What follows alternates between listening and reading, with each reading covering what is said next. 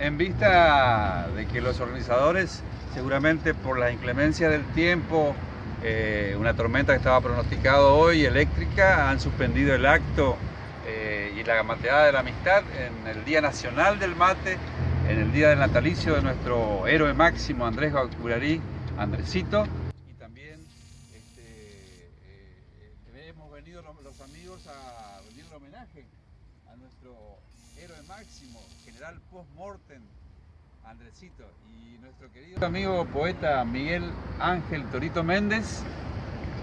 Vamos a aprovechar que estamos aquí y vamos a hacer ese homenaje a Andresito también y al mate, ¿cómo no?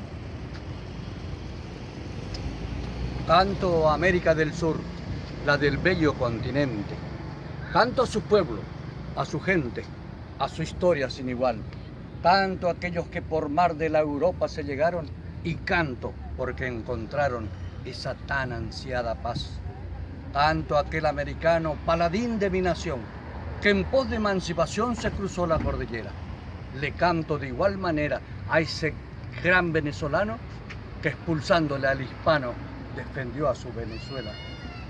Canto a América del Sur por su tierra cultivada, por el citru, la cebada, por su citru cosechado. Canto a los picos nevados de su extensa cordillera. Canto a su industria minera y a 1000 cifras de ganado. Canto al hombre que trabaja, canto al suelo americano. Canto y sigo cantando por aquellos inocentes que allá en otro continente carecen de amor y paz. Pero más quiero cantar y con énfasis le digo, le canto al suelo querido, lugar donde yo nací, que es el suelo guaraní, donde en toda su frontera con valor lo defendiera don Andrés Guaurarí.